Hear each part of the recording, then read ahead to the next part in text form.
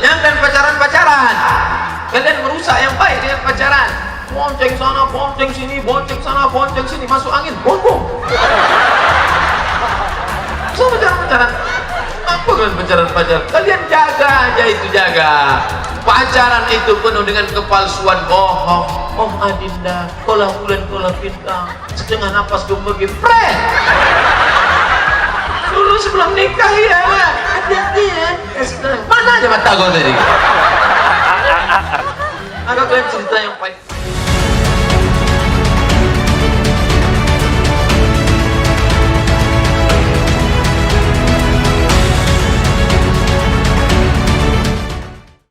Amalan apa yang bisa kita kerjakan untuk membenteng diri dari sifat riya? Oh, nyindir saya ini ah. Nampaknya nyindir saya ini. Yang riya ini kan yang ceramah kan? Jamaah mana mungkin riya? Saya paling hebat, saya yang paling tinggi, saya yang paling banyak follower, saya yang paling sering di TV One, saya yang paling viral, hidung pun mendongak. Sering-seringlah mengingat mati. Makanya kalau ada orang mati datang, buka penutup wajahnya, cium, terasa sejuk macam es batu. Mengkebumikan orang dikubur, datang, tengok, masuk ke dalam lubang kubur, sambut jenazah, antarkan ke dalam. Sadar diri, tahu diuntung. Hai Abdul Somad, nanti kau mati, kau masuk ke liang lahat, kau masuk ke kubur, yang menemanimu hanya amal soleh. Jamaah dari Selat Panjang sebanyak ini nih ya, ada yang mau masuk ke kubur Abdul Somad agak semalam? Ada? Mana ada? Matilah sendiri. Ibu yang sayang sama bapak, kalau bapak meninggal nanti ada di antara ibu yang mau masuk ke dalam? Mana ada? Walaupun ibu menangis, abang, yang lain pun menahan pula, jangan masuk bu, jangan. Padahal kalau kita biarkan, bukan dia mau masuk. Maka nanti kalau ada perempuan menangis pas suaminya mau dikubur, jangan ditahan, biarkan aja. Kita tengok, mau nggak masuk? Nah, masuklah, masuk. Mana ada? Sandiwara dia aja tuh. Oleh sebab itu maka ketika kita mengingat mati ini, bangkit semangat kita. Jangan lagi di wallpaper itu gambar artis, jangan lagi di HP itu gambar-gambar dunia, tapi buatlah gambar liang lahat. Ustadz, HP Ustadz gambar apa? Saya pun lupa apa gambarnya. Oh tak ada, gelap aja, malam. Kalau siang baru dia terang, gelap aja, tak ada apa-apa. Dulu pernah saya buat gambar liang lahat, supaya asal menengok datang orang nelpon, ingat mati. Asal tengok. Asalnya saya robah gambar liang lahat ini ketika saya sedang sendiri malam-malam nyetir jam 2, masuk telepon di bawah pokok rambung karet, datang pula, takut saya. Oleh sebab itu buatlah sesuatu yang selalu mengingatkan kita pada mati. Mengapa disuruh selalu baca Yasin? Karena dalam Yasin kita diingatkan bahwa kita nanti akan mati. Abdul Somad ini akan mati dimakan cacing tanah dan akan dihidupkan Allah lagi. Innama amruhu iza arada syai'an ayyaqula lahu kun fayakun. Fasubhanalladzi biyadihi malakutu kulli syai'in wa ilaihi turja'un. Kau akan balik menghadap Allah, apa yang kau bawa. Insyaallah ingat-ingat mati ini hilang riya, hilang riya. Apa hukumnya berbicara dan bersalam-salaman waktu khotib sedang khutbah Jumat?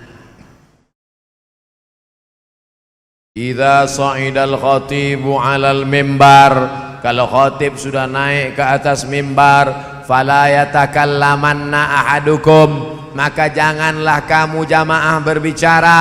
Wa may yatakallam, siapa yang berbicara, fala faqad lagha, dia sudah melakukan perbuatan lagha.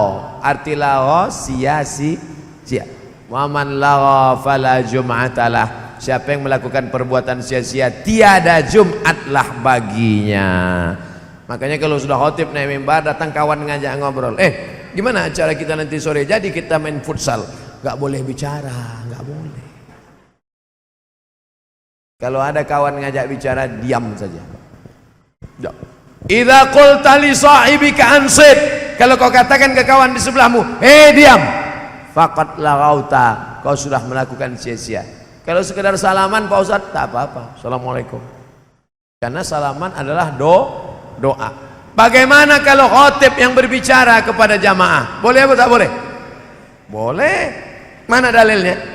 3 dalil. 3 dalil khotib boleh bicara kepada jamaah. Pertama, Nabi sedang khutbah, ada sahabat masuk masjid, tiba-tiba duduk. Kata Nabi, "Qum!" Berdiri. Kamu yang baru masuk tadi, berdiri. Salat sunat 2 rakaat. Itu dalil khotib boleh bicara kepada jamaah.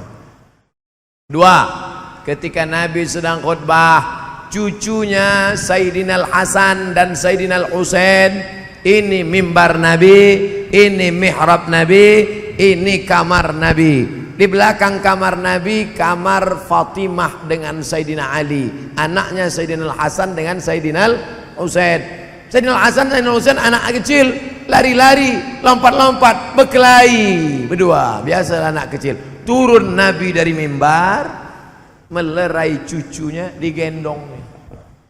Lalu apa kata Nabi? Innama amwalukum wa auladukum fitnah. Memang betullah harta dan anak cucu ini ujian dari Allah. Itu dalil khotib boleh turun ke bawah, boleh ngomong pada jamaah. Makanya nanti kalau ada khotib turun ke bawah menertibkan, mana. Tapi jangan pula khotib turun mau menertibkan parkir. 3, ketika Nabi sedang khutbah, datang orang Arab Badui di pintu Masjid Nabawi. Halakatil amwal. Pintu sebelah kanan ada 3, Babul Baqi, Babu Jibril, Babun Nisa. Pintu sebelah kiri Babus Salam. Nabi sedang khutbah, datang Arab Badui. Apa kata Arab Badui? Halakatil amwal, kampung kami kering, hancur, tolong doakan supaya turun hujan. Nabi langsung berdoa di atas mimbar, aghithna. Diangkat Nabi tangannya ke atas. Jubah Nabi itu lengannya besar. Ketika diangkatnya tangannya ke atas, turun jubahnya sampai sahabat di bawah itu berkata, aku melihat dengan mata kepalaku bayadha ibtayhi, putih ketiak Nabi. Nabi itu saking putih kulitnya, ketiaknya pun putih. Orang kita putih, ketiak hitam. Nabi angkat tangannya, turun lengan bajunya. Nabi itu berdoa begini, aghithna, di atas mimbar, minta istisqa, hujan di atas mimbar. Aghithna, aghithna, aghithna, kata Nabi. Selesai salat Jumat, sahabat turun, dipijakkan kaki sahabat ke pasir, basah pasir kota Madinah. Antara khutbah ke salat berapa jaraknya? Tak berjarak doa Nabi, langsung hujan turun. Itulah maka saya sampai sekarang takut salat istisqa. Takut setelah salat jamaah datang, Ustaz, kenapa tak hujan-hujan? Seandainya saya sholat istisqa, lalu datang jamaah komplain, Ustaz, kenapa tak hujan-hujan? Kata Ustaz, Nabi itu begitu angkat tangan langsung turun hujan. Ustaz tadi berdoa, kenapa tak turun hujan? Kita udah kehilangan jawaban, tentu otak kita main kan. Kira-kira apa jawabannya? Karena yang ikut membakar tuh ikut juga berdoa. Saudaraku yang dimuliakan Allah Subhanahu wa taala, itu tentang khutbah Jumat. Man la'ibal hasa faqad lagha. Siapa yang main-main batu ketika khotib sedang khutbah, dia main-main batu, sia-sia Jumatnya, tak ada pahala Jumatnya. Waktu itu lantai Masjid Nabawi tak ada karpet. Lantai Masjid Nabawi pasir, miskin, susah. Di pasir itu ada batu. Datang sahabat, ada satu sahabat Nabi, dimain-mainkannya batu. Kata Nabi, man la'ibal hasa faqad lagha. Siapa yang main-main batu, maka tiada Jumat baginya. Sekarang jamaah bukan main batu, main HP. Lama khotib tuh khutbah di fotonya khotib. Lama betul khotib nih. Siapa yang main-main HP ketika khotib sedang khutbah, faqad lagha. Oh, ustaz nyindir kami yang main HP sedang ceramah. Enggak. Kalian kan merekam, bagus. Streaming, tak apa-apa. Like and share. Ini tentang pertanyaan pertama tentang pentingnya mendengar khutbah Alhamdulillah Ustaz Somad, saya kalau sholat Jumat tidak main-main batu, tidak main-main HP, tidak ngomong sama kawan. Terus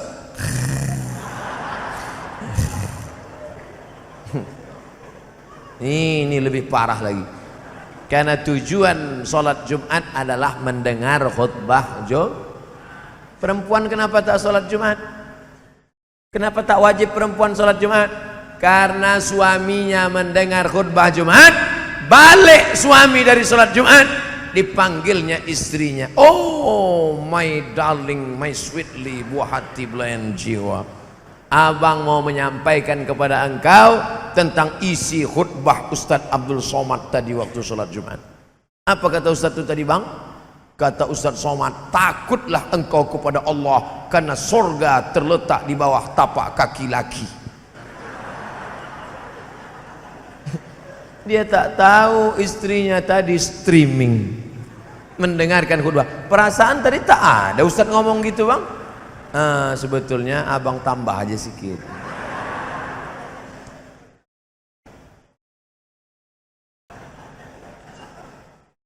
Apa yang bisa kita lakukan kalau sudah terlanjur kredit pada bank konvensional? Nasi sudah menjadi tai ayam.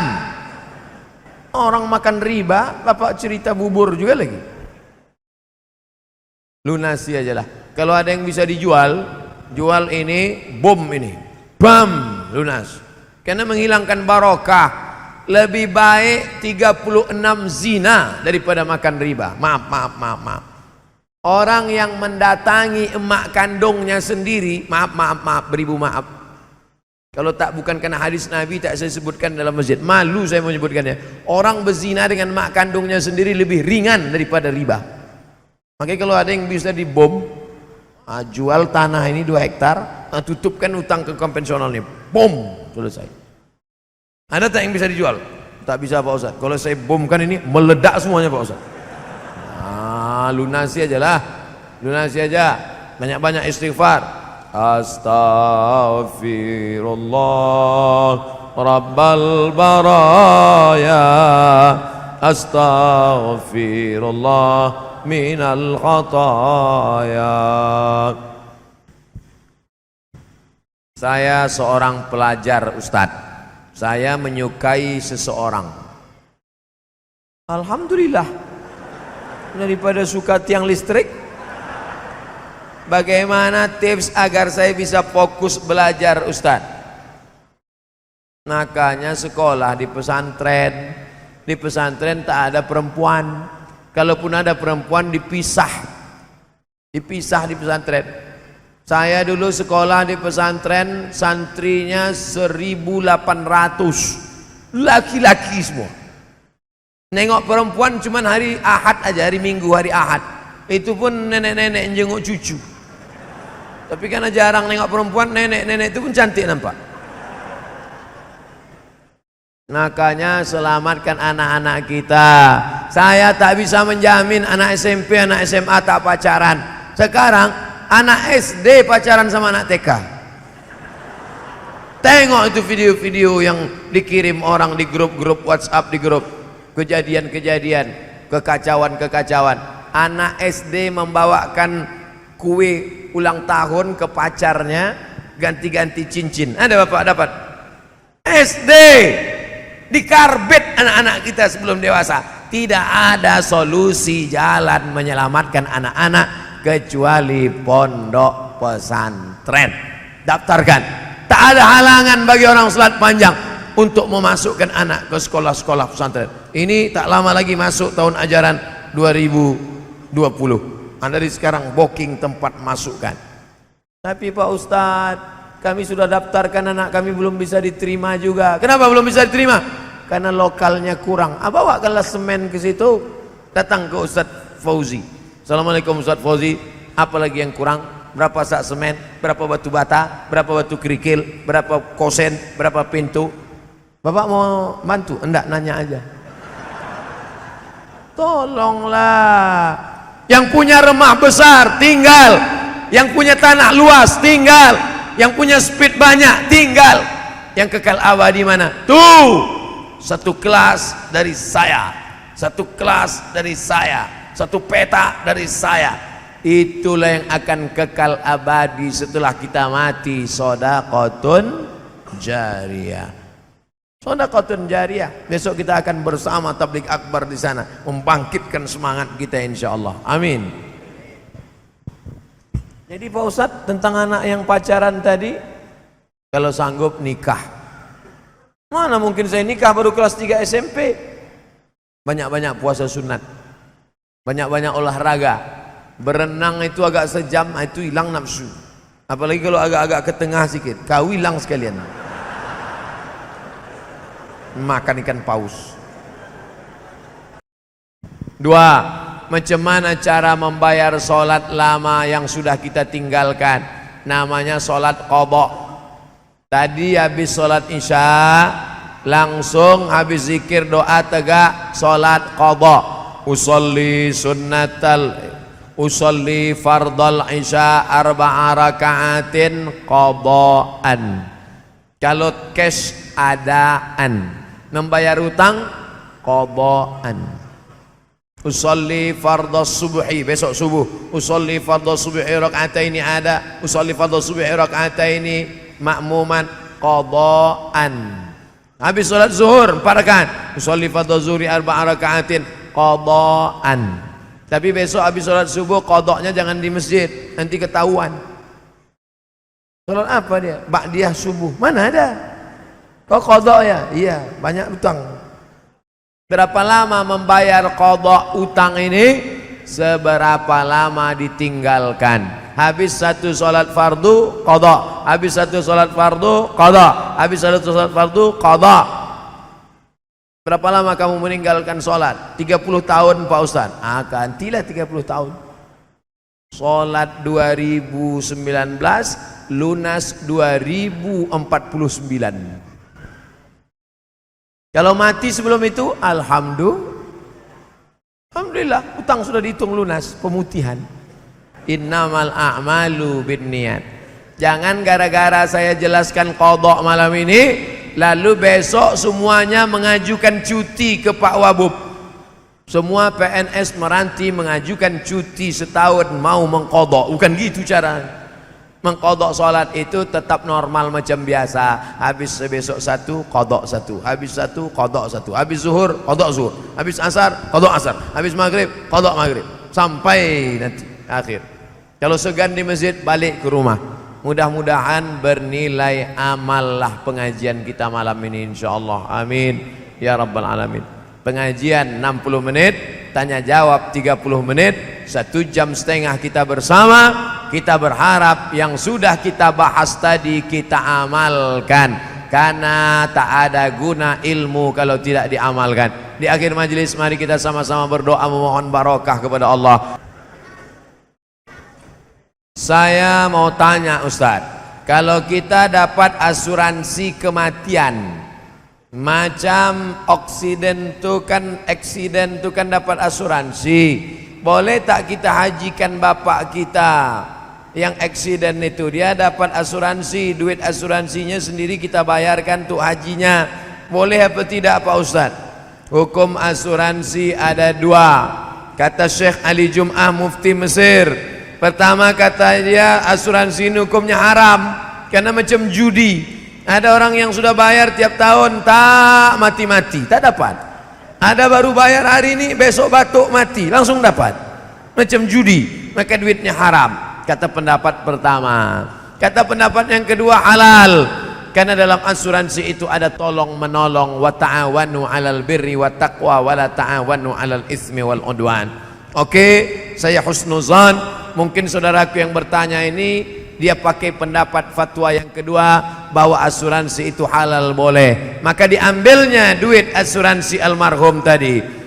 Maka itu pemiliknya siapa? Pemilik duit asuransi peninggalan almarhum bukan milik almarhum, karena orang meninggal dunia tak punya harta, berpindah tangan kepada ahli waris. Jadi kalau tinggal 100 juta bagi, emak masih ada emak berapa dapat? 1/8. Jadi emak 100 juta, emak dapat 12,5 juta, tinggal 87,5 juta. 87,5 juta bagi lidzakari mislu hadzil unsayain, anak laki-laki dapat 2 kali bagian anak perempuan. Jangan duit itu langsung memberangkatkan almarhum pergi haji, karena sedang duitnya belum dibagi. Setelah dibagi baru tanya, abang-abang, adik-adik, kita sudah dapat semua? Sudah. Bagaimana kalau kita hajikan orang tua kita ini? Setuju. Berapa ongkos berangkat haji sekarang? 50 juta. 10 dari kamu, 10 dari kamu, 10 dari kamu. Dari emak tak usah lagi, karena emak cuma dapat 12,5 juta. Maka patunganlah anak-anaknya ini untuk memberangkatkan haji, namanya badal haji. Badal haji boleh, membadalkan haji almarhum orang tua sudah meninggal dunia boleh. Mana dalilnya? Labbaik Allahumma subrumah, kata sahabat Nabi, labbaik Allahumma subrumah, aku hajikan subrumah. Siapa subrumah itu? Saudaraku. Kata Nabi, kau sudah haji apa belum? Belum. Hajikan dulu dirimu, baru hajikan subrumah. Itulah dalil boleh menghajikan orang lain, namanya badal haji. Tapi jangan sampai bapak ibu di Selat Panjang kena tipu sama mafia badal, ambilnya duit 1.000 rial, 1.000 rial, 1.000 rial, padahal tak dibuatnya. Hati-hati juga, banyak juga Abu Lahab, Abu Jahal. Dalam doa solat duha ada kalimat, wa innaka haraman fatahhirhu, wa in kana haraman fatahhirhu, Allahumma in kana rizquna fis sama fa anzilhu. Kalau rezeki kami masih tergantung di langit, turunkan ke Selat Panjang. Wa in kana fil ardi fa akhrijhu. Kalau rezeki kami masih tertanam dalam tanah, keluarkan ke Selat Panjang. Wa in kana ba'idan faqarribhu. Kalau rezeki kami masih jauh di tengah laut, dekatkan ke Selat Panjang. Nah, ini yang jadi masalah. Wa in kana haraman fatahhirhu. Kalau rezeki kami itu haram, maka halalkan. Rezeki kami haram Pak Ustaz, tolong halalkan. Apa maknanya? Apabila rezeki kami itu haram, maka tolong halalkan, tolong sucikan. Bapak berdagang, berniaga di pasar, apa yakin tidak terjadi di sana kelupaan, kelalaian, salah tinggi, timbang, silap, khilaf, salah? Apa yakin? Mana mungkin? Pasti ada silapnya, pasti ada salahnya, tapi bukan disengaja. Jangan timbangan itu di setel 1 kilo tapi 7,5 on, lalu berdoa, ya Allah kalau haram tolong halalkanlah. Bukan begitu maknanya. Mungkin salah, tersalah, tersilap, terkeliru. Ya Allah, rezeki kami ini mungkin tersilap, tersalah, terkeliru, tolong. Makanya jangan macam-macam dengan timbangan. Ada satu surat khusus tentang timbangan. Wailul lil mutaffifin, celaka orang yang curang timbangan. Alladzina idza talu 'alan nas yastawfun. Kalau dia membeli, dia minta penuh. Kurang itu, kurang 1 on, kurang 1 mata, penuhkan. Wa idza kaluhum aw wazanuhum yukhsirun.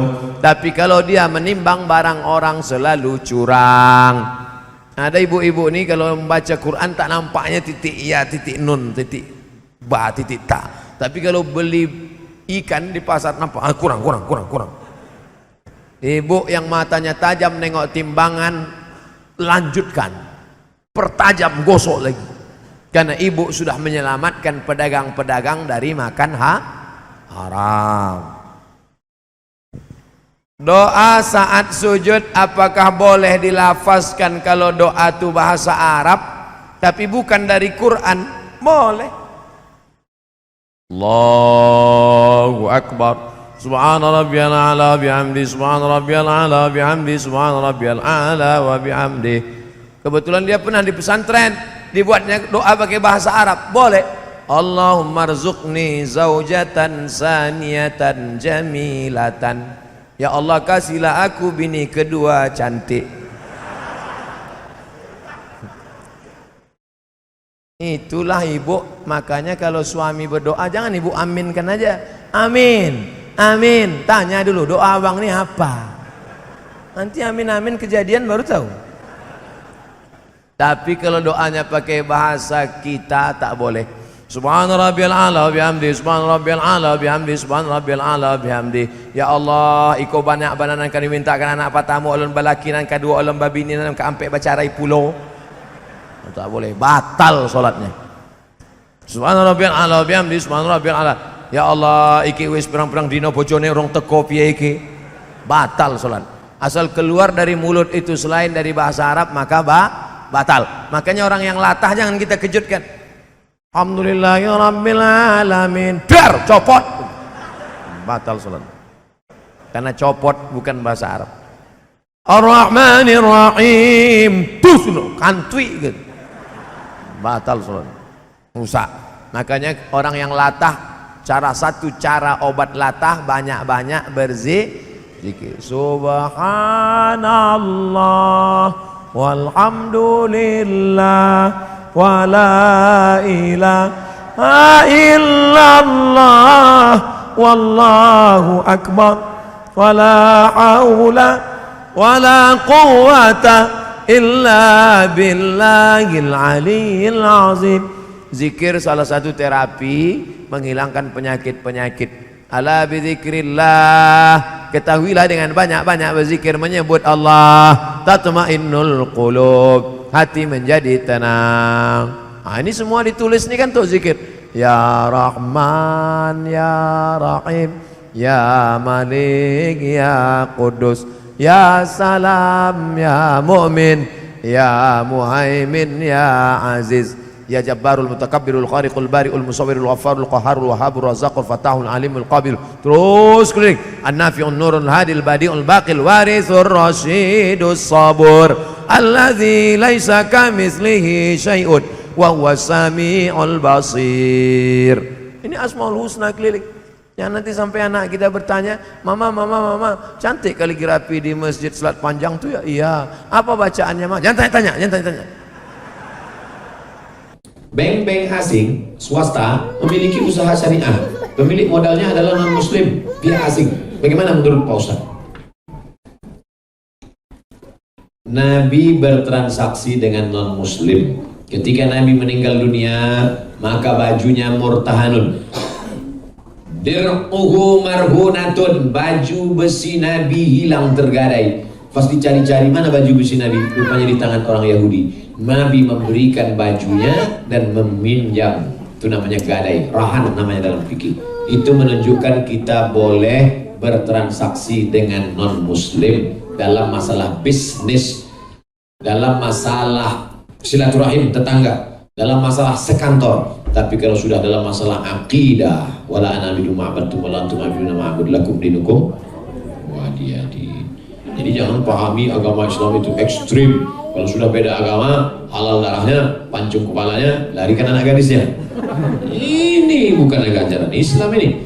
Ini ajaran siapa ini? Maka kalau ada orang yang dilihat bukan modalnya milik siapa, tapi yang dilihat adalah sistemnya. Bank rakyat di Kuala Lumpur. Kalau kita Bank Rakyat Indonesia, dia tidak Bank Rakyat. Saya diundang ke sana ceramah.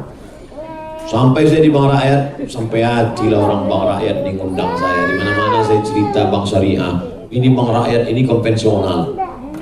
Pas sedang duduk-duduk, mohon maaf Ustaz Somad, Bank Rakyat ini konvensional kata dia. Habislah sekali nih, ceramah pula juga konvensional. Tapi sudah berubah menjadi syariah.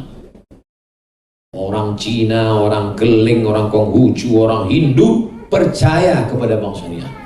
karena keuntungan, karena amanah, karena keyakinan, karena. Jadi yang diputar itu modal orang Hindu, modal orang Buddha. Tidak masalah duitnya dari mana, tapi yang dipakai sistem. Duitnya duit orang Islam, sistemnya sistem riba, haram. Duitnya duit orang non-muslim, sistem yang dipakai sistem syariah, halal.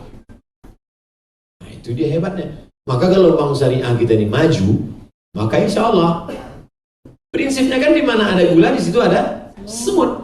Di mana ada keuntungan, di mana ada garansi jaminan, di mana ada, maka orang akan beramai-ramai investasi. Oleh sebab itu maka perlulah kita melihat tetangga kita, sahabat kita Malaysia, bagaimana bank rakyat itu bisa maju.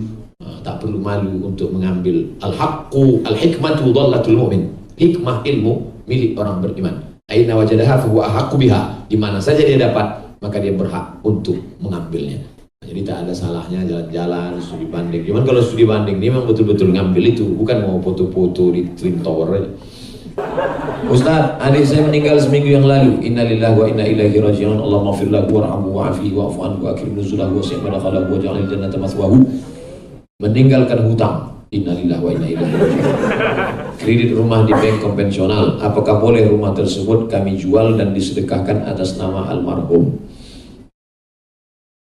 Meninggal dunia orang, maka harta peninggalannya itu bukan milik kita, tapi milik ahli waris.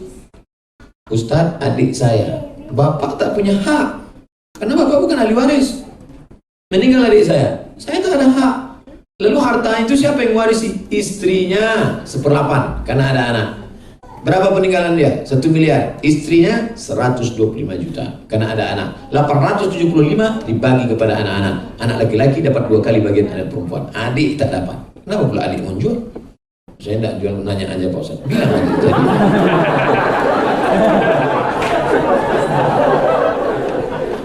Jadi jangan langsung main jual-jual aja. Jadi boleh kami jual Pak Ustaz? Boleh jual, nanti hasilnya dibagi dulu ahli waris. Setelah itu baru ceramahkan ahli waris. Hai istri, hai anak laki-laki, hai anak perempuan, ini harta ayah kalian kan? Ya, sayang kalian sama ayah kalian tuh, sayang, sedekah kalian. Kemana kami sedekah? Itu ada menara masjid belum siap, Masjid Raudhatus Sholihin. Kalian sumbang berapa sak semen sana, berapa batu bata. Kenapa masjid itu yang Ustaz rekomendasikan? Saya meletakkan batu pertamanya. Sampai sekarang tak siap-siap. Saya pun malu ceramah ke situ sekarang. Kalau kita pinjam uang untuk keperluan modal usaha dan kita diberi fee, apakah itu riba? Riba. Ustaz Somad pinjam duit 100 juta, nanti saya bayar 110, riba. La ta'kulu riba adhafan mudha'afa. Janganlah kau makan riba berlipat ganda. Alladzina ya'kuluna riba la yaqumuna illa kama yaqulu alladzi yatakhabbathu syaitanu minal mas. Orang yang makan riba nanti bangkit dari kubur macam bangkit dari kerasukan setan.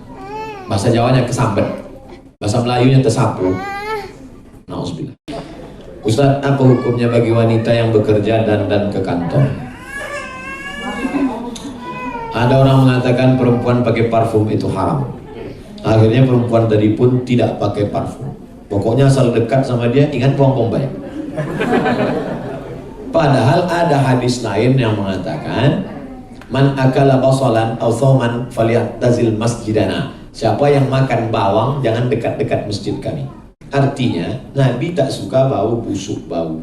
Jadi kalau mau makai harum-haruman hanya sekedar menghilangkan bau, hukumnya boleh.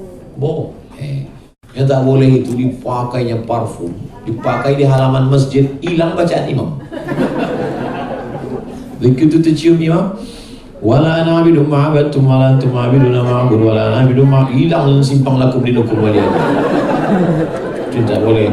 Karena kalau perempuan itu lewat pakai harum sumerbak yang terlampau, itu laki-laki itu di otaknya maaf cakap, itu yang disebut dengan zina fitrah. Tapi kalau hanya sekedar menghilangkan bau, tak apa-apa. Ini masalah parfum. Masalah solek. Pak Ustadz, boleh tak saya pakai bedak? Warna bedak ini warna kulit. Karena kalau saya tak pakai bedak, saya habis sakit, pucat. Banyak pegawai kantor tuh pucat nengok saya. Disangkanya saya sudah bolong. Lalu dipakainya bedak warna kulit. Hanya sekedar warna normal saja, maka boleh. Tapi kalau sampai berlebih-lebihan, la tabarrujna tabarrujal jahiliyatil ula. Jangan bersolek-solek jahiliyah. Jangan pakai pakaian sempit. Jangan pakai gelang kaki. Tak boleh pakai gelang kaki. La yadribna bi arjulihinna. Pakai gelang kaki, waktu melangkah kerincing. Kalau ada di sini perempuan pakai gelang kaki, lewat dia, semua jamaah tak nengok saya, nengok dia semua. Tak boleh. Tak boleh naik ke atas macam punuk onta. Kalau hanya sekedar diikat pakai karet, tak apa-apa. Ibu rambutnya panjang, diikatnya, membunjul sedikit, tak apa-apa. Karena kalau tak diikat, rambut panjang, tak diikat. Pas buka jilbab, maju dia ke depan. Pingsan suami ibu. Sangkanya nyiblorong. Oleh sebab itu maka yang wajar boleh. Sempit tak boleh. Pakai rok sempit. Pakailah baju kurung Melayu yang panjang. Ini kadang baju ini panjang, di pinggang pula diikat. Makanya ada kawan saya dosen di UIN, di dalam tasnya itu gunting. So nampaknya mahasiswi pakai ikat pinggang pakai sini. Pengguntingan pita. Oleh sebab itu ada seorang suami menyuruh istrinya berhenti kerja, tapi suami belum bisa menafkahi penuh karena utang masih banyak. Boleh tak istri itu menolak untuk berhenti kerja, Pak Ustaz? Alasan suami nyuruh istri berhenti kerja karena kasihan anak dititipkan ke orang lain. Ini dilema. Kain pendek menutup orang mati. Ditarik ke kepala, terbuka kaki. Ditarik ke kaki, terbuka kepala. Mau disuruh istri berhenti kerja, suami tak cukup. Mau istri tetap bekerja, anak pula di tempat penitipan kilat. Duduklah bersama ibu, bapak, duduk. Temanya apa? Mau dibawa kemana hubungan ini? Karena kalau diprinsipkan suami, saya yakin ini suami dengan prinsipnya, aku laki-laki, aku kepala rumah tangga, kau mesti berhenti kerja, anak mesti kau merawat. Kata si istri, yang ngasih makan siapa? Gaji kan gaji aku. Ini tak bertitik. Maka harus ada tolak ansur, harus duduk bersama. Ustaz, istrinya ingin hijrah, tapi suaminya belum ingin. Bagaimana seharusnya sikap istri terhadap suami menurut Islam? Karena istri sering disebut sok pintar kalau menasihati suami. Inilah kesalahan yang fatal. Ibu tak bisa nasihati dia. Nah, laki-laki ini tak bisa nasihati. Kok Ustaz tahu? Saya laki-laki. Maka yang menasihati suami ibu adalah laki-laki juga. Siapa dia? Wali. Ibu punya wali 6. Tapi wali 9 Pak Ustaz, itu wali songo. Wali ibu ada 6. Yang pertama ayah, yang kedua atu, yang ketiga abang, yang keempat adik, yang kelima abang ayah, yang keenam adik ayah. 6-6-nya datang, mantap. Salah satu datang. Dipanggillah suami ibu tadi. Hai brother, sini kau sebentar. Itu kan anak kami sudah sholat, kau kenapa tak sholat? Jangan intervensi urusan keluarga saya. Oh, kau tak Islam. Ajaran Islam, suami itu yang menasehatinya wali. Makanya di Malaysia tidak boleh akad nikah sebelum lulus kursus perkahwinan. Sekarang tempat kita tak ada. Ketika ayahnya datang menasehati, kau kenapa begitu nak? Pak, ini rumah tangga kami, jangan intervensi. Oleh sebab itu carilah menantu yang ngerti agama. Insya Allah. Tapi doa, jangan putus asa, doa terus. Ada orang suaminya zolim, tapi istrinya tetap istiqomah. Siapa namanya? Asia. Nama suaminya Fir'aun. Akhirnya gimana? Mati Fir'aun itu di Laut Merah. Makanya ibu istiqomah aja, insya Allah sifatnya mati. Jangan lagi itu Pak Ustaz. Kita doakan, ibu tetap doa tahajud. Nasihat-nasihat juga, share-share juga. Berapa banyak laki-laki yang dulunya minum khamar, pemabuk, sabu-sabu, narkoba, berubah karena istri yang solehah. Makanya dalam hadis riwayat Ibnu Hibban, Imam Al-Hakim dalam kitab Al-Mustadrak, Imam At-Tabrani dalam kitab Al-Mu'jam Al-Mukabir, arba'un min sa'adatil mar'i, laki-laki yang bahagia itu syaratnya ada 4. Yang pertama, al-mar'atus salihah, perempuan yang salihah. Bang, jemput aku ke Masjid Agung An-Nur ya. Aku balik pengajian. Aku tak mau. Aku mau nonton di rumah. Istri udah ngaji, suami tidak. Tapi ibu nih terus berdoa. Nanti jemput aku ya. Aku tak mau. Pulang aja sendiri. Nanti kalau aku dilarikan super taksi, Bang. Iya juga ya. Akhirnya dijemputnya lah istrinya tadi. Parkir di halaman An-Nur. Ibu tadi tak keluar. Akhirnya bapak tadi tegak di pintu. Tegak mau marah nih. marah. Pas dia mau marah, didengarnya Ustadz tadi ceramah. Mantap. Akhirnya dia terkesan. Hari pertama berdiri dari luar. Hari kedua duduk di kursi belakang. Hari ketiga agak maju. Sekarang tak pernah tinggal pengajian. Gara-gara apa? Saya waktu dia cerita itu, dalam hati saya, ini pasti Ustadz. Dia tak sebutkan Ustadz siapa. Lama-lama saya penasaran. Siapa Ustadznya? Dr. Mustafa Umar. Bukan apa. Ibu jangan putus asa, terus doakan. Doa silahul mu'min. Tapi metode tadi jangan ibu yang nasihati dia. Jangan mentang-mentang ibu udah pengajian, pulang dari sini panggil suami. Bang, sini sebentar. Assalamualaikum. Saya ada lihat YouTube di mana Ustadz mengatakan bahwa pada pendapat Ustadz hukum solat berjamaah di masjid bagi lelaki adalah wajib.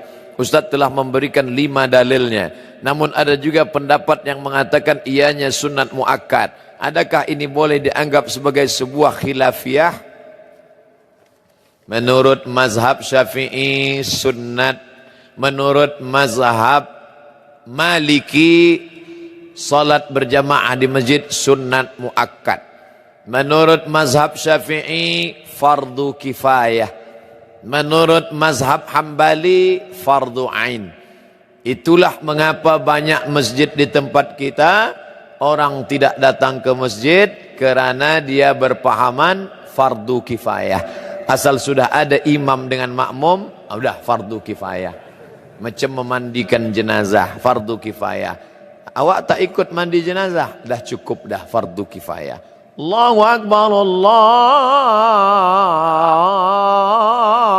Akbar. Awak tak ke masjid, fardu kifayah. Salahkah Imam Syafi'i? Tidak. Kerana masa itu masjid kecil orang banyak. Maka cukuplah yang ada di dalam masjid itu saja. Sekarang terbalik. Masjid besar orang tak ada.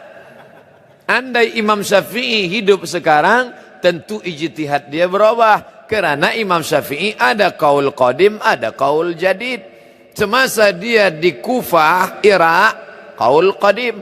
Pindah ke Mesir tahun 200, meninggal 204, 4 tahun. Datang pendapat qaul jadid, melihat keadaan. Ini ijtihad imam.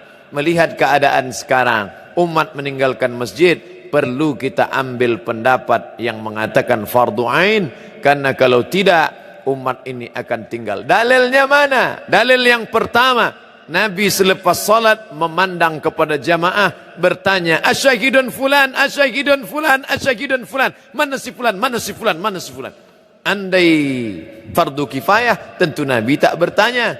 Cukuplah kita sahaja, yang lain tak sembahyang pun tak apa ke masjid, fardu kifayah. 2, Nabi mengancam, layan tahyanna, mereka yang tidak sembahyang ke masjid, layan tahyanna, berhenti, jangan lagi buat sembahyang di rumah. Kalau mereka tetap buat sembahyang di rumah, la uharriqanna alaihim buyutahum, aku akan bakar rumah mereka. Ini wa'id menurut ilmu usul fiqh. Wa'id litahdid, ancaman, litahrim, perbuatan itu haram, maka haram lawan daripada haram adalah wajib. Yang ketiga, ketika sedang perang, wa idza kunta fihim, ketika kau berada bersama mereka sedang perang, fa aqamta lahumus shalah, engkau melaksanakan salat. Dalam perang pun tetap salat berjamaah, namanya salat khauf. Imam di hadapan, makmum 2 baris, baris pertama salat, baris kedua memegang tombak anak panah menjaga serangan musuh. Selepas salat baris pertama mundur ke belakang, baris kedua maju ke hadapan. Sedangkan perang pun tetap salat berjamaah, apalagi tidak perang. Dalil yang keempat, Nabi SAW didatangi oleh Abdullah bin Ummi Maktum. Ya Rasulullah, izinkan aku salat di rumah kerana ana dharir, buta, laisa li qaidun yaquduni, tak ada orang yang dapat membimbing membawa aku ke masjid. Nabi bertanya, atasma'un nida, apakah telingamu mendengar suara azan? Itu menunjukkan orang yang buta tak dapat melihat jalan. Bila dia mendengar, dia tahu di mana letak masjid kerana telinganya tajam. Oh, di sana letak masjid. Apakah kau dengar suara azan? Ya, datanglah ke tempat itu kalau kau mampu. Maka kalau orang buta saja, Abdullah bin Ummi Maktum tua, buta, tak ada yang membimbing, tetap disuruh Nabi, apalagi yang sehat wal afiat. Cukup satu dalil bagi orang yang mau menerima kebenaran, tapi 1001 hujah untuk menolak bagi yang bukan mencari kebenaran, tapi hidupnya mencari pembenaran. Kadang-kadang kita menghadiri majelis ilmu kuliah, ianya tidak begitu menarik. Salahkah jika saya membaca Quran ketika tuan guru berceramah? Saya berceramah, dia baca Quran di hadapan saya. Saya suruh pergi balik. Sebab menengok dia, saya tak bahagia. Dia menyepelekan saya. Dia anggap saya TV rusak. Kita ni ada adab. Ulama dulu melihat saya termasuk ustaz yang tidak keras dalam masalah adab menuntut ilmu. Bila ada pelajar menoleh ke belakang, saya maafkan. Tapi jangan cuba pada Ustaz Nuruddin Marbu Al-Makki Al-Banjari. Dia ketat dalam masalah ini. Kerana dia dulu belajar kepada Syekh Muhammad Yasin Al-Fadani juga begitu. Kepada tuan-tuan gurunya. Sekarang ada orang, dia anggap ini, dia duduk semau. Tapi hari ini orang sudah mau ke masjid, sudah Alhamdulillah. Daripada tidak. Kalau hukumnya daripada tidak. Saya ni termasuk ustaz yang ustaz daripada tidak sama sekali. Tapi ada ustaz yang serius. Memakai sorban, memakai jubah. Maka dia harus juga iltizam dengan waktu, dengan adab-adab menuntut ilmu. Oleh sebab itu, kalau nak baca Quran, pergi baca Quran. Kalau nak mengaji. Isu kanak-kanak bising di masjid, berlari semasa kuliah dan juga berlari di celah saf. Ada ustaz menyatakan bahawa memang fitrah anak-kanak suka bermain, merujuk kepada alasan di bawah bahawa kanak-kanak bising tak perlu ditegur. 1. Perbuatan Nabi mendukung cucunya Umamah waktu mengimami solat fardu menunjukkan tiada halangan membawa masuk kanak-kanak ke dalam masjid. 2. Sebuah hadis lain pula Rasulullah memanjangkan sujudnya kerana cucunya Hasan Husain memanjat di belakang baginda dan bermain-main di atas belakang. 3. Dipetik pula pesan Sultan Muhammad Al-Fatih, jika suatu masa kelak kamu tak lagi mendengar bunyi bising gelak tawa kanak, maka takutlah kalian akan kejatuhan generasi muda. Soalan, betulkah kanak-kanak bising dalam masjid tak perlu ditegur? Walaupun kebisingan itu menimbulkan rasa tak senang di kalangan jamaah, tak dapat fokus pada kuliah ataupun solat. 1. Apa peranan pengurus dan pimpinan masjid? 2. Apa peranan ibu bapa sendiri membiarkan kanak-kanak? 3. Apa peranan jamaah yang lain? Pertama, sobi. Kedua, mumayyiz. Ketiga, amrad. Sobi, anak kecil yang tak boleh ditegah. Dia belum dapat membezakan mana sayang, mana marah. Bila kita tegah dia pula berbalik. Budak sobi macam ini 1, 2, 3, 4 tahun tak boleh dibawa ke masjid. Begitu fatwa ulama Saudi Arabia. Seorang sembahyang, pakcik tua berkacamata, dia letak di bawah. Budak-budak lari-lari. Dia cemas menengok tu. Ini 1, 2, 3, 4 tak boleh bawa. Yang boleh dibawa mumayyiz. Dia belum akil baligh, tapi dia sudah boleh menerima amaran. Maka dibuatkan satu saf di belakang. Satu saf. Begitu dalam fatwa Syekh Atiyah Saqar, Mufti Al-Azhar. Anak-anak yang belum akil baligh dibuat satu saf di belakang. Apakah anak kanak-kanak ini memutus saf? Kanak-kanak tidak memutus saf dengan 2 syarat. Yang pertama, dia sudah berkhitan. Kerana bila belum berkhitan ada najis di ujung. Yang kedua, kanak-kanak banyak wuduknya tak sempurna. Dia ambil air, dia gosok-gosok saja biji mata dia.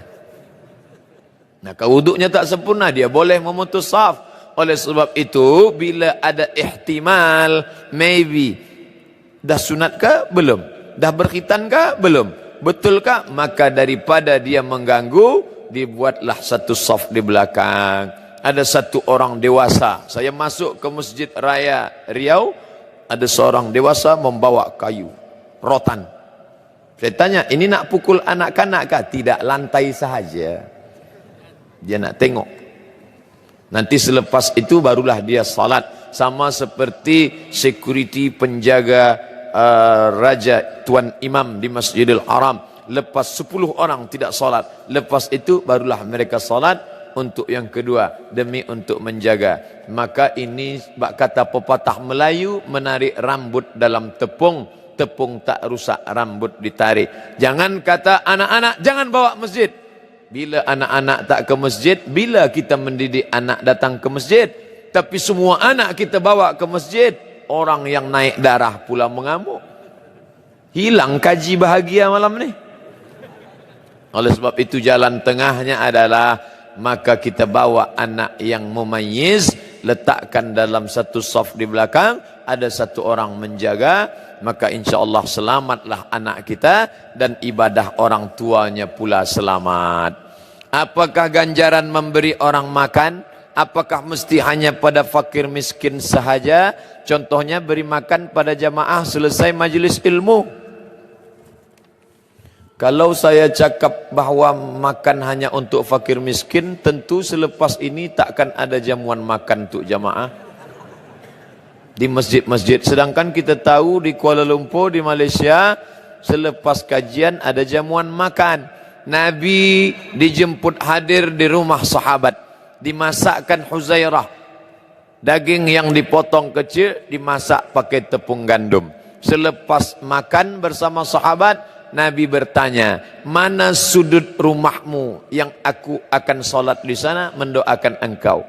Bekas tempat sujud Nabi di dalam rumah itu dijadikan musalla al-bait dalam rumah untuk solat tahajud malam, mengambil barakah tempat sujud Nabi. Itu dalil bahwa memberikan makanan kepada orang kenyang pun juga bernilai sedekah. Karena Nabi bukan fakir miskin. Sayyidina Abu Bakar Siddiq ikut diberikan makanan-makanan. Adapun sahabat memberikan makanan kepada ahlus suffah yang dipimpin oleh Sayyidina Abu Hurairah radhiyallahu an bersama para sahabat radhiyallahu anhum ajma'in, maka bersedekah tak hanya tengok orang miskin dan susah, tapi juga kepada sahabat-sahabat kita bagi makanan, kita bagi pakaian. At'imut ta'am, bagi makanan. Afshus salam, tebarkan salam. At'imut ta'am, beri makanan. Wa tusalli wan nasu niyam, salatlah ketika orang sedang tidur lelap malam. Tadkhulul jannata bisalam, maka kau akan masuk surga dalam keadaan selamat, senang, sentosa. Mana yang lebih utama? Kita memerangi Syiah atau memerangi Zionis Yahudi laknatullah pada masa sekarang ini? Kita tidak boleh bersama dengan Syiah dalam 5 masalah, kata Syekh Ali Jum'ah. Yang pertama, mereka mewajibkan beriman kepada Imam 12. Sesiapa sahaja yang tidak percaya kepada Imam 12, maka kafirlah dia. Dia kafirkan kita kerana kita ahlu sunnah tak percaya pada Imam 12. 2, mereka berkata selepas Nabi meninggal dunia, maka yang layak menggantikannya adalah Ali. Maka sesiapa saja yang merampas kuasa Ali, maka kafirlah dia. Atas sebab inilah mereka mengkafirkan Abu Bakar, Umar, Utsman dan sahabat. Mereka kafirkan sahabat kecuali 3. Siapa dia? Miqdad bin Aswad, Abu Dzar al-Ghifari dan Salman al-Farisi. Lain daripada itu kafir. Maka perhatikan, bila ada ustaz mengkafirkan sahabat Nabi, ini ciri daripada sifat Syiah. La tusalli khalfa rafidhi, jangan engkau salat di belakang Syiah Rafidah. Datang sahabat Imam Syafi'i bertanya, kata Syafi'i, jangan kau salat bila imamnya Syiah Rafidah, jangan kau salat di belakangnya. Sifhum lana, beri kami ciri sifat dia supaya kami tahu bahawa dia Syiah Rafidah. Man qala inna Abu Bakrin wa Umar laisa bi imamaini fahuwa rafidhi. Sesiapa sahaja yang menyebut bahawa Abu Bakar dan Umar tak layak menjadi khalifah kerana merampas Ali, maka dia adalah Syiah Rafidhi. Imam Syafi'i berkata demikian. Yang ketiga, mereka berkata bahwa Al-Quran itu adalah yang dibuat-buat oleh Abu Bakar, Umar dan Utsman, bersekongkol membuat Quran. Mereka buang nama-nama Ali dalam Al-Quran. Sesungguhnya kami punya mushaf namanya Mushaf Fatimah yang sedang dipegang Imam Al-Qaim, tebalnya 3 kali lipat daripada yang ada di tangan kamu, dan nanti Imam Al-Qaim datang. Bila mereka tidak percaya kepada Quran yang sekarang, mengapa mereka tetap memegang Quran yang ada sekarang? Itu pun mereka bahaskan. Sementara Quran yang asli datang, maka bacalah yang palsu ini dulu. 4.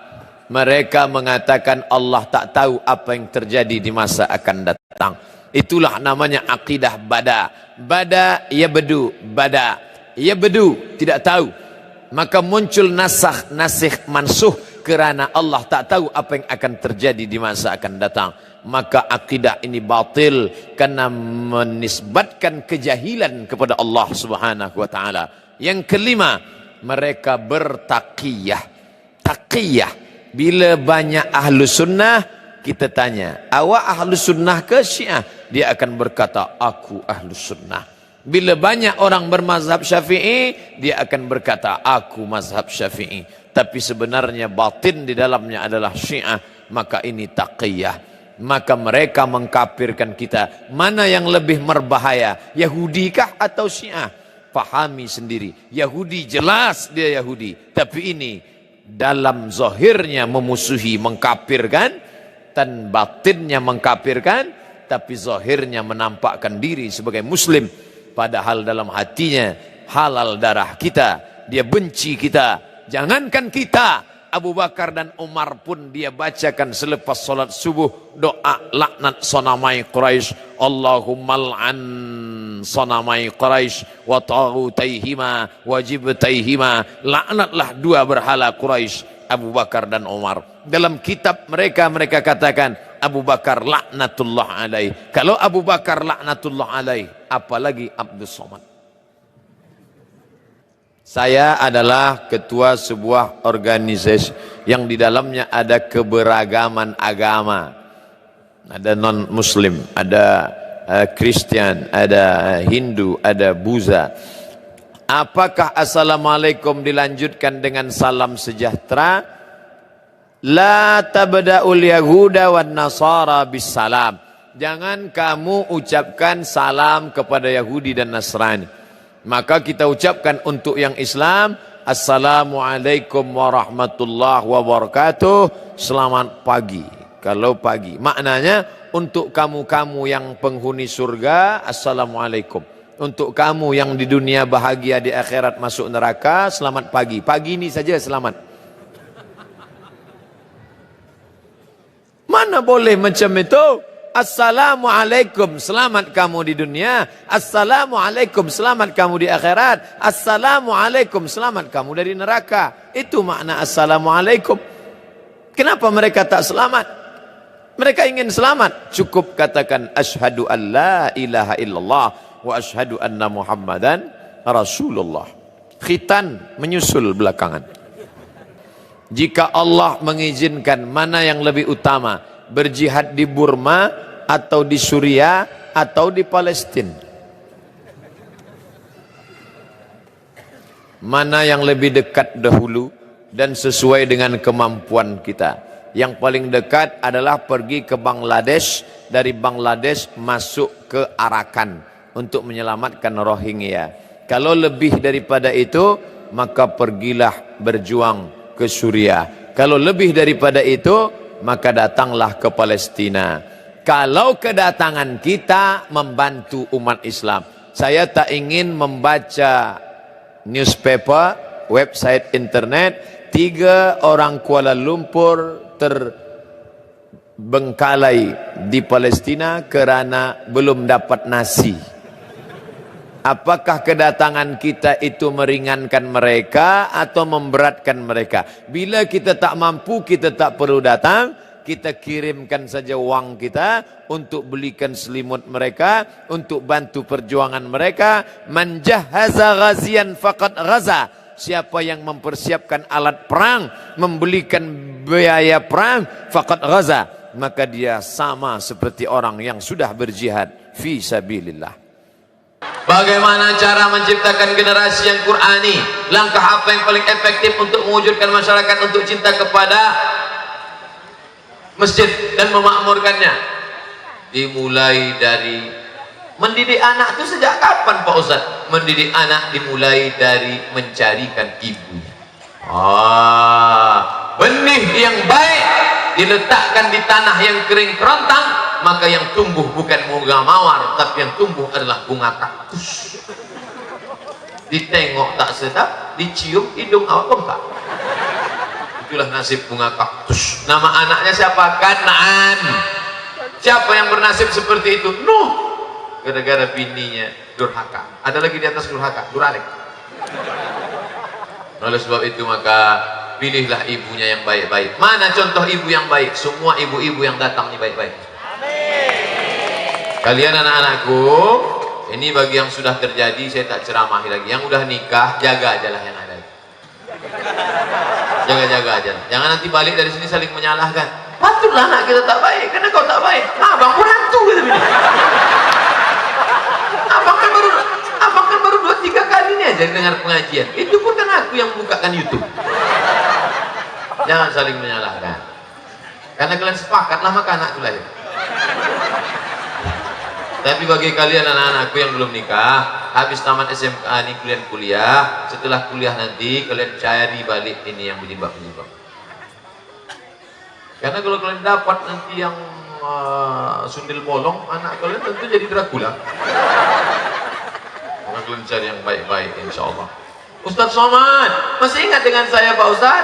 Ingat-ingat lupa. Saya mahasiswa Bapak loh Pak. Mana aku ingat banyak mahasiswa. Dulu kata Ustaz di lokal kalau nikah itu perempuan sifatnya 4. Kaya, cantik, taat beragama, keturunan orang baik-baik. Bisa Ustaz carikan yang ada 4-4-nya Pak Ustaz? Kalau ada ngapain aku kasih ke kamu?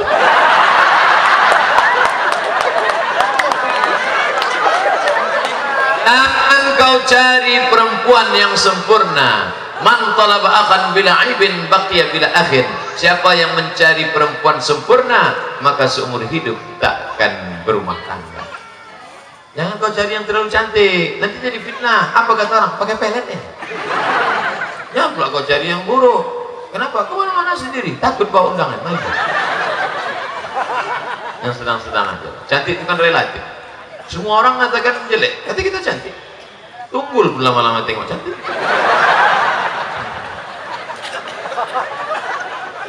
Setelah kau dapat yang baik, perempuan soleha-soleha ini, lalu kalian pun menikah. Saya sudah datang ke rumah bapaknya, ditolaknya Pak Ustadz gimana? Jangan kau datang sendiri, kau bawa lah Ustadz.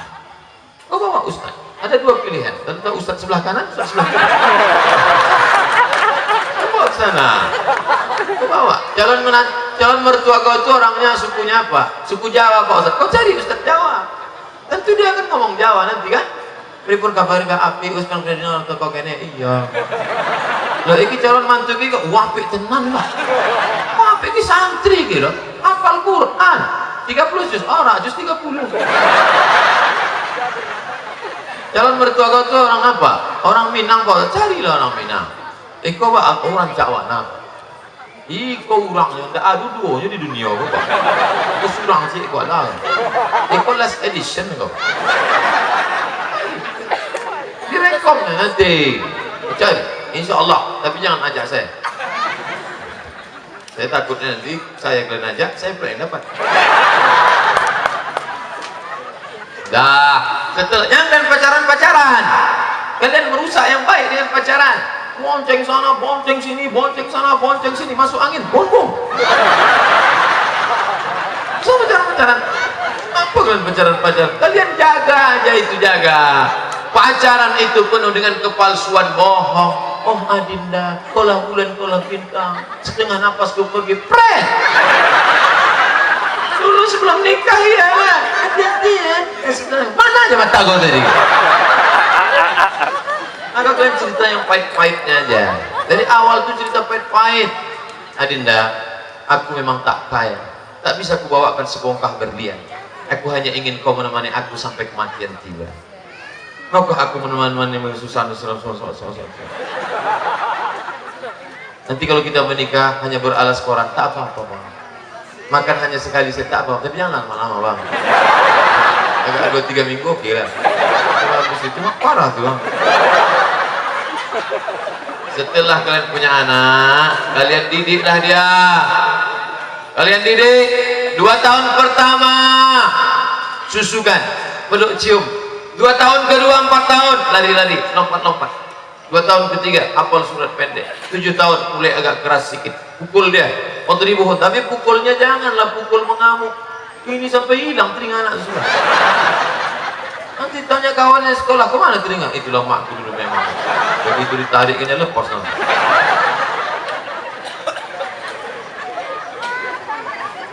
Tapi yang paling ampuh adalah memberikan contoh suri tauladan ya. Mendidik anak bukan macam memandikan bro, tapi macam memandikan kuda. Macam mana mandikan kuda? Bawa kuda itu masuk ke sungai, dia basah, kita pun basah. Kalau bro tak begitu, ikat dia pakai rantai, campakkan dia, tonton dari atas. Anak tak bisa begitu. Kita pergi ke masjid sama dia, bawa dia ke masjid, Ini tak pergi ke masjid. Ayah udah biasa. Bisa gitu. Baca Quran. Tak bisa. Habis maghrib, matikan TV, matikan HP. Duduk bos. Duduk isi. Baca Adinda. Iya bang. Baca apa ya sih? Bapak Ar-Rahman. Ayah, ulang balik. Udah agak dekat azan. Salat Allah. Walaupun bapak tak pandai mengaji, tapi diam-diam datanglah ke Imam Qori tadi. Pak Imam, aku sudah kusuruh anak biniku mengaji. Aku malu kalau cuma nyuruh aja. Nanti mana tahu disuruh mereka gimana nih. Ini waktu udah mendesak nih Pak Imam. Tolong Pak Imam ajari aku ya. Iyalah, tapi janji Pak Imam, di 4 mata kita ngaji. Kata Pak Imam jangan 4, 3 pun bisa. Aja. Imam hafal Quran. Akhirnya belajarlah mereka 4 mata. Tiba-tiba sampai pulang ke rumah, ibu tuh senyum-senyum. Loh, kenapa kau senyum? Abang ngaji ya? Loh, dari mana kau tahu? Masjid itu kan ada CCTV-nya bang. Nyata Pak Imam tak bisa juga diajak kompak. Apa hukum baca Quran tak pakai tajwid? Rubbat halil Quran wal Quranu yal'anuh. Berapa banyak orang baca Quran dilaknat oleh Quran? Kenapa? Karena tak betul tajwid makharijul hurufnya. Alhamdulillah Pak Ustaz, saya tak pernah salah. Kenapa? Tak pernah aku baca. Belajarlah baca. La taj'alu buyutakum qubura. Jangan jadikan rumah kamu kuburan. Kenapa rumah itu kuburan? Karena tak pernah dibacakan Quran di dalamnya. Maka sebelum tidur malam baca Quran. Qul huwallahu 3 kali, Qul falaq sekali, Qul nas sekali, Al-Fatihah sekali, ayat kursi sekali,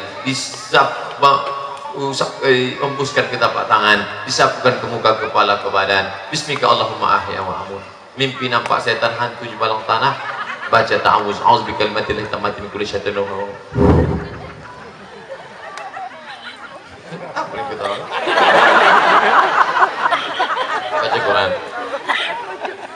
Baca Quran, belajar, tidak ada kata-kata terlambat. Belajar baca Quran. Ada orang masuk Islam di Prancis, Paris, Prancis, umur 60 tahun, belajar baca Quran. Kawan saya pulang dari Kairo, nama tak boleh sebut. Aku waktu pulang Kairo dapat kerja. Apa kerja kau? Ngajar ngaji. Siapa yang kau ajar? Pendeta. Hah? Kenapa kau ajar pendeta? Rupanya dia mau S2 ke Vatikan. Syarat S2 Vatikan harus bisa baca Quran. Kebetulan aku dapat jadi gurunya. Berapa lama kau ajar dia? Sebulan ku ajar, bisa baca Quran. Sekarang mana dia? Udah S2 di Vatikan. Dapat dosa lah kok. Itulah aku pusing sekarang. Di mana ada kemauan, di situ ada jalan. Oleh sebab itu belajar Quran. Yang tak betul baca Quran selama ini, yang tak bersuara baca Quran, baca. Ini banyak orang baca Quran ujung-ujungnya. Bayakun. Apalah A'uju. letakkan ujung lidah di gigi atas. A'udzu. Ustaz permisi ya, mana jemput gigi dulu Ustaz. A'udzu billahi minas syaiton. Apa syaiton? Macam mengalau ayam. A'udzu billahi minasy syaiton. Bukan syaitan. A'udzu billahi minasy syaithanir rajim. Mantap. Bismillahirrahmanirrahim. Panjang kali itu pula. Kau bacalah. Inna a'tainakal kautsar. Masya Allah. Awaklah muji diri sendiri, siapa lagi? Lebih utama mana Pak Ustaz? Baca surat Al-Kahfi apa Yasin malam Jumat? Man qara'a surat Al-Kahfi yaumal Jumu'ah. Siapa yang baca surat Al-Kahfi petang Jumat, malam Jumat, siang Jumat, sore Jumat? Adha'alahu min nur. Diberikan Allah dia cahaya, bisa membedakan mana hak, mana batil, mana bengkok, mana lurus. Sampai kapan? Sampai Jumat berikutnya. Bagus baca surat Al-Kahfi. Kalau baca Yasin, man qara'a Yasin fi lailatin, siapa yang baca Yasin suatu malam, asbaha maghfuran lah, pada waktu subuhnya dia sudah dapat ampunan Allah. Dua-duanya baik. Malam Jumat baca Al-Kahfi, baca surat Yasin. Malam yang lain baca surat Yasin.